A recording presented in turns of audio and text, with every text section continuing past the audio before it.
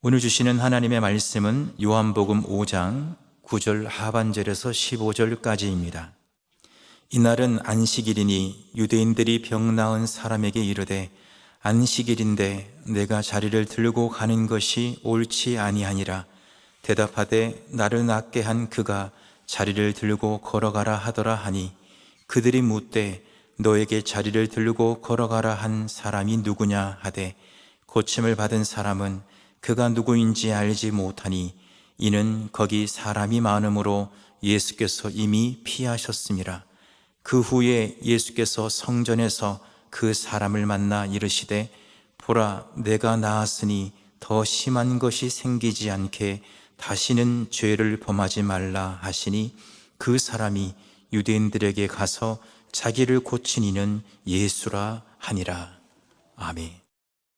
요한복음은 베데스다 연못가에 있었던 38년 된 병자의 병을 고친 날이 우리 예수님에게 안식일이었다라고 말씀을 합니다.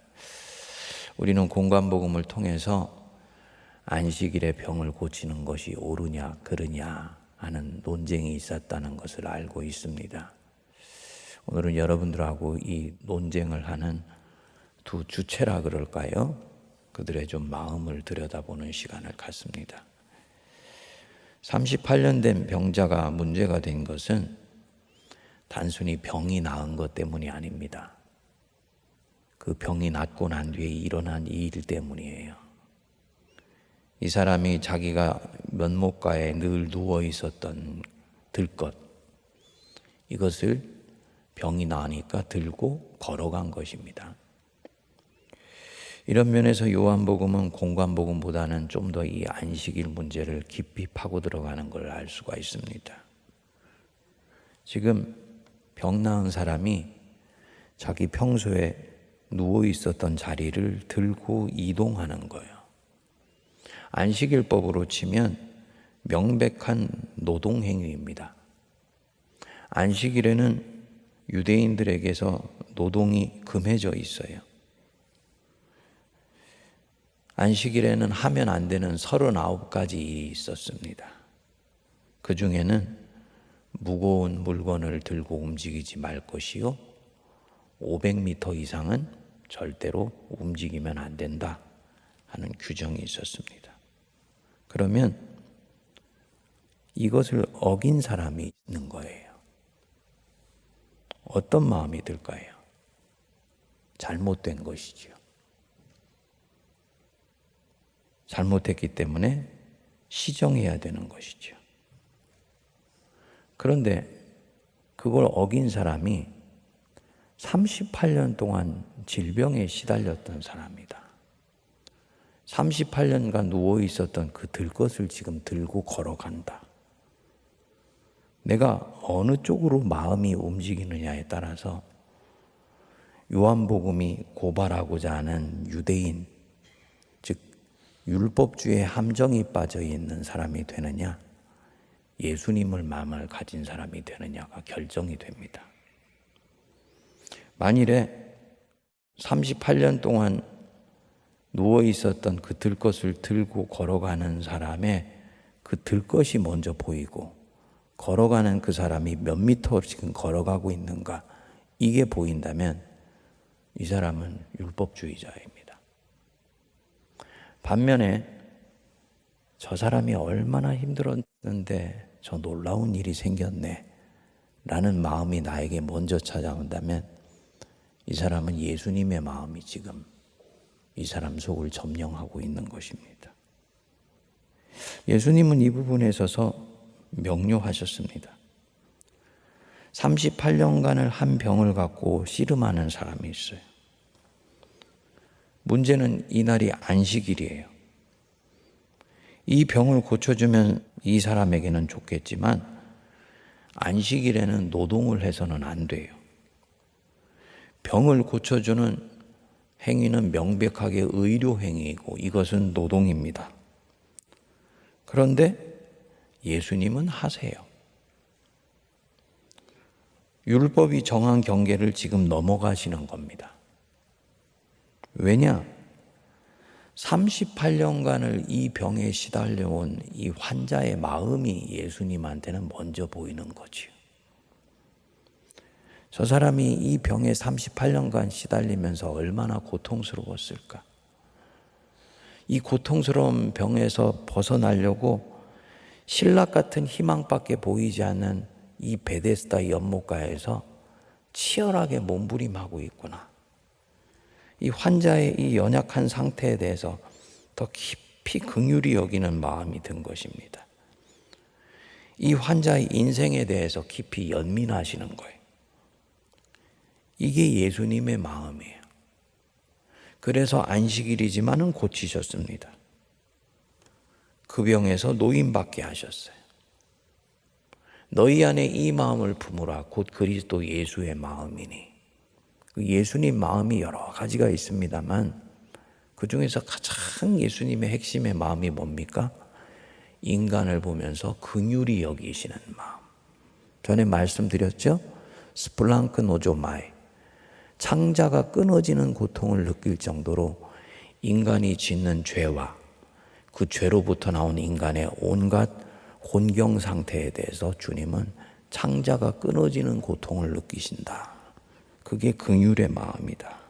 그리고 이게 우리가 품어야 되는 마음이기도 하고 성부 하나님의 마음이기도 하다. 반면에 유대인들의 태도를 보십시오. 안식일에 네가 자리를 들고 가는 것이 옳지 않다. 안식일 법으로는 맞죠. 지금 맞는 말 하고 있어요. 하지만 더 중요한 것이 빠졌습니다. 이들에게는 인간을 긍휼히 여기는 마음이 없어요. 사람을 진정으로 연민하는 마음 없습니다. 38년 된 병자가 나은 것을 보았다면은 적어도 이 베데스다 연못가에 살았던 사람이라면 이 사람이 어떤 사람인지 알잖아요. 털 들것에 누워 있었던 사람. 그 베데스다 연못가에 천사가 내려서 물이 한 차례 휘저어지고 나면은 제일 먼저 들어가는 사람이 낫는다는 얘기를 듣고 신락 같은 희망을 가지고 항상 그 주변을 맴도는데 그날도 실패하고 전날도 실패하고 늘 실패했던, 그래서 얼굴 속에 소망과 낙심이 교차하는 그런 인생을 살았던 사람이 병이 나은 것을 봤다. 이게 자기 일인 것처럼 기뻐해야 되는 거죠. 너 진짜 축하해. 너 진짜 이제 그 병에서 나와서 사람답게 살 수 있는 길이 너한테 열렸구나. 너 정말 축하한다. 이 마음이 드는 게 우선 아닙니까? 그런데 이들은 전혀 그런 마음이 움직이지 않아요. 그 사람인데 사람이 사람으로 보일 정상적인 반응을 지금 보이지 않아요. 너 지금 안식일에 그거 자리 들고 가는 거 옳지 않은 것이야. 안식일 법이라는 규정이 나로 하여금 사람이 사람답게 반응하는 법을 잃어버리게 만든 것입니다. 여러분, 이게 뭡니까? 지금 뭐가 이렇게 이 사람들을 이렇게 만들고 있는 건가요? 율법이 이렇게 만들고 있는 거예요. 율법이. 우리 예수님이 마태복음 23장 23절에서 말씀하셨습니다. 너희가 박하와 운양과 근채에 11조는 들이되, 다시 말씀드리면 율법에 있는 규정들은 잘 지키고 있으되 율법에 더 중한 바 정의와 긍휼과 믿음은 버렸도다.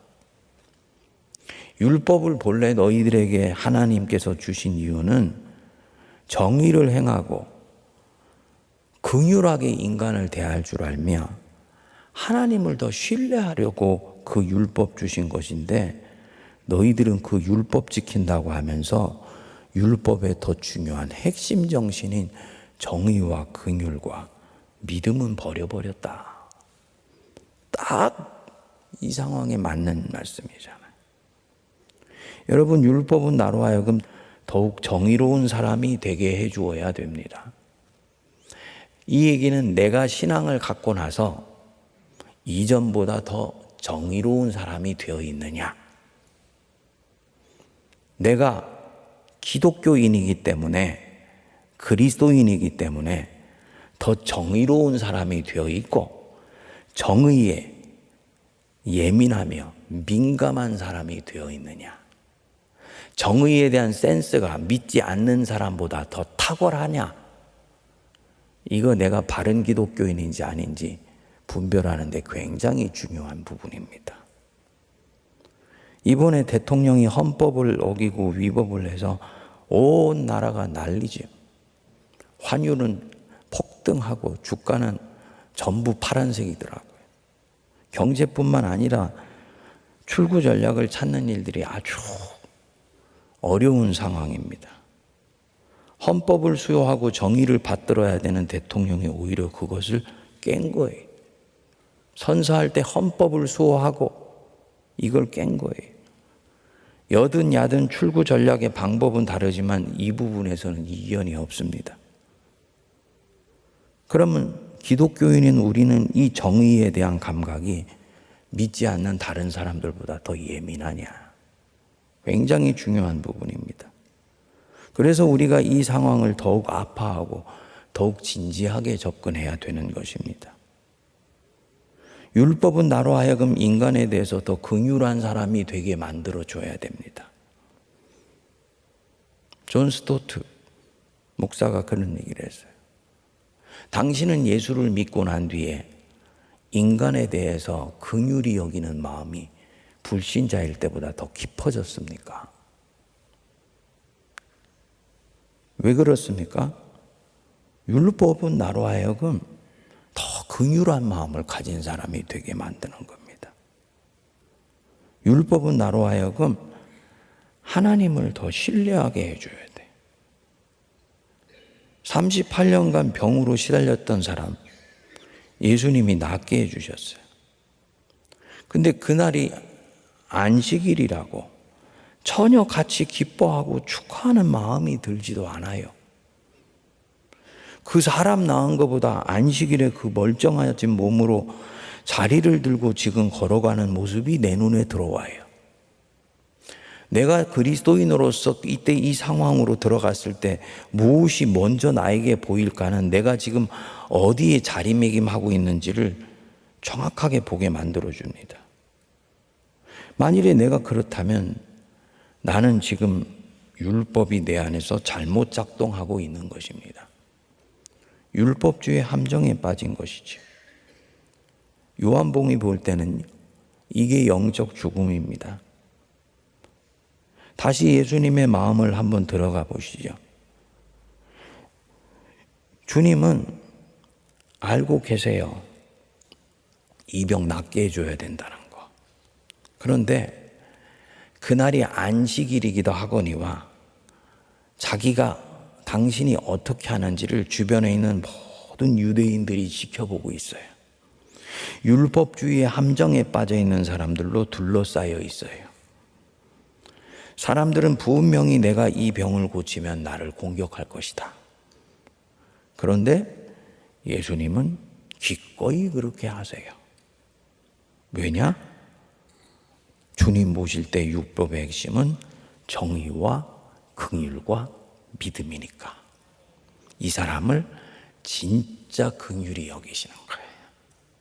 가만히 봤더니 이 육신의 질병에는 원인이 있어요. 저 사람이 지은 죄 때문에 저 병이 생겼다. 근데 저는 깨달아 알고 있지를 못하다. 자리를 들고 그냥 걸어갔다는 얘기는 주님이 뭔가 이 사람을 붙들고 얘기를 더 하고 싶었는데 그럴 수 있는 기회도 갖지를 못했다는 얘기입니다. 나중에 성전에서 만났어요. 14절에 그 후에 예수께서 성전에서 그 사람을 만나 이르시되 이렇게 나옵니다. 원래 원어 성경에 보면은 휴리스케이라고 만났다라는 말이 나와요. 이건 뭐냐면요, 찾아내었다 이 뜻입니다. NIV 성경에 보면 find out 이렇게 나옵니다. 주님이 목적의식적이고 의도적으로 성전에서 있다가 이 사람을 찾아낸 거예요. 병이 나았으니까 반드시 성전에 와서 온전한 몸으로 예배 드릴 것이다 해서 찾아낸 거예요. 뭡니까? 육체의 질병 나았지만 그 병이 있게 만든 죄의 문제가 해결되지 않았다는 걸 아시는 거예요. 그래서 굳이 그렇게 하지 않으셔도 되는데 이 사람 찾아내어 가지고요, 다시는 네가 죄를 범하지 말라고 당부에 당부를 하세요. 무슨 마음이 듭니까? 주님이요, 한 사람의 생명에 얼마나 깊이 관심하시는지를 보여주시는 거지요. 주님이 오신 목적입니다. 도둑이 온 것은 도둑질하고 죽이고 멸망시키려는 것 뿐이요, 내가 온 것은 양으로 생명을 얻고 더 풍성히 얻게 하려는 것이다. 우리 주님이 일하시는 모든 사역의 궁극적인 목적은 바로 이 생명을 살리는 일을 향하고 있습니다. 정의와 긍휼과 믿음, 율법의 목적, 이것도 생명을 살리는 일을 향하고 있어요. 때때로 정의와 긍휼이 충돌하는 경우가 있어요. 정의롭게 하려니까 그 사람에게 긍휼을 베풀지 못할 것 같아. 이때 이것을 분별하는 기준은 뭐냐? 어떤 것이 더욱더 생명을 살리는 일이냐? 여기로 향해야 됩니다. 그리고 어떤 것이 더욱더 더 큰 생명을 살리는 일로 나가는 것이냐? 모세가 한번 하나님 앞에 범죄한 것 때문에 하나님이 모세 가나안 땅 못 들어가게 했어요. 긍휼히 여기시는 주님의 마음으로 볼 때는 옳지 않으세요. 근데 하나님이 그렇게 하세요. 왜냐? 그가 모세이기 때문에요. 지도자이기 때문이에요. 생명 때문입니다.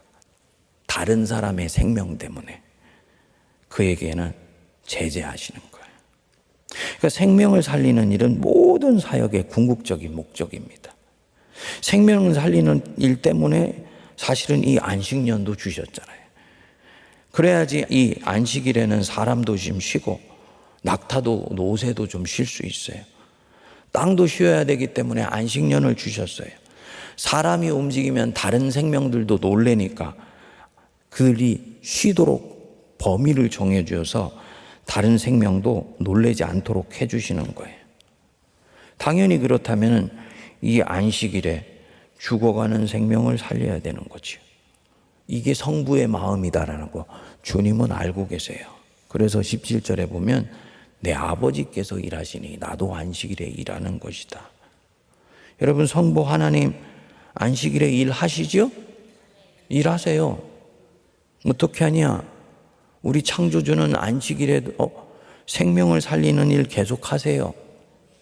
햇빛을 주어서 벼가 자라게 하고 벼가 있게 만들며 꽃이 안식일에도 피어나게 하십니다.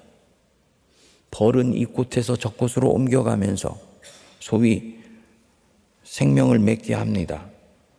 그리고 이 안식일에도 아기는 태어나게 하십니다. 생명을 살리는 일 하세요. 모든 율법은 이 생명을 향해요. 만일에 이게 정말 맞다면 우리가 오늘 이 말씀에서 우리 신앙 자체를 총체적으로 한번 묶어서 분별해 볼 수 있지요. 내 신앙은 어떤가? 나도 생명을 얻고 누리고 있는가? 다른 생명을 살리는 일을 위해서 내가 움직이고 있는가? 세문안교회는 무엇에 정말 가장 관심 갖고 있는가? 영혼을 구원하며 다른 사람의 생명을 살리는 일을 위해서 교회 모든 사역이 방향지어져 있는가? 물어야지요. 이런 측면에서 보면 어느 교회가 교회 본당에 노란 카펫을 깔을 것인지 파란 카펫을 깔을 것인지 회색 카펫을 깔은 것이라고 교회가 분열됐다 그러는데 그런 것 갖고 싸울 일이 아니죠. 청년들을 위해서 교회에서 드럼을 칠 수 있느냐 없느냐 중요한 문제가 아니죠. 주일날 대예배 드릴 때 복음성가를 부를 수 있느냐 없느냐 중요한 문제가 아니죠. 어떤 것이 진정으로 생명을 살리는 일이냐, 어떤 것이 더욱더 선교를 확장하게 되어서 하나님의 나라가 이 땅에 오게 하는 일이냐, 이것만이 결정적으로 중요한 것이죠. 이것은 영적인 실용주의나 영적 현실주의가 아닙니다. 교회의 본질적인 과제와 연결되어 있는 부분입니다. 안타깝게도 어느 종교든 간에 종교 자체에 함몰되어서 종교가 가지고 있는 궁극적인 목적을 잊어버리는 경우가 있어요. 그러면 그 종교는 그때부터 생명력을 잃게 됩니다. 유대교가 생명력을 잃은 것은 바로 이 부분에 있습니다. 열심으로 치면 이들만한 열심이 없었잖아요. 그런데 하나님 모실 때는 노예요. 왜냐?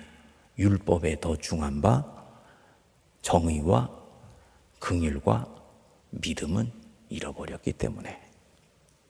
우리 자신에게 오늘 깊이 살펴보는 성찰의 계기가 되었으면 좋겠습니다. 기도하겠습니다. 하나님 아버지, 예수님이 이 땅에 오신 이유를 우리 자신도 끊임없이 물으며 우리도 그 예수님이 오신 마음 안에 있게 하옵소서. 도둑이 오는 것은 도둑질하고 죽이고 멸망시키려는 것뿐이요, 내가 온 것은 양으로 생명을 얻고 더 풍성히 얻게 하려는 것이다 말씀하셨습니다. 율법에 더 중요한 바 정의와 긍휼히 여기는 마음과 하나님을 신뢰하는 것, 저희들 가슴 속에 항상 있게 하셔서 인간에 대해 연민하는 마음을 갖게 하시고 긍휼히 여기게 하시고 우리의 신앙이 다른 어떤 이들이 당하고 있는 고통을 깊이 들여다보며 그들을 살피고 돌보는 우리 주님의 마음으로까지 나아갈 수 있도록 은혜를 내려 주시옵소서. 한국교회에 깊이 뿌리박고 있는 율법주의 망령이 물러가게 하여 주시고 바리새인과 사두개인의 마음으로부터 푸념고 떨쳐 일어나 예수 그리스도의 마음을 우리의 참마음으로 가질 수 있도록 역사하여 주시옵소서. 이 대림절에 주님이 이 땅에 오신 이유를 깊이 살피며 주님의 그 마음 속에 내 자신의 마음도 함께 포개게 하여 주옵소서. 이제는 우리 주 예수 그리스도의 크신 은혜와 하나님 아버지의 만극하신 사랑하심과 성령님의 위로교통 감동 감화 역사하심이 자리를 들고 걸어가는 것이 옳지 아니하다, 바로 그 마음이 내 것 아닌지를 살피며 우리 주님 마음 갖기로 다짐하는 모든 거룩한 주의 백성들과 피로 값주고 사신 우리 세문안 교회와 이 나라 이 민족과 저 북녘과 온 세계 위에 이제로부터 영원토록 함께하옵시기를 간절히 축원하옵나이다. 아멘.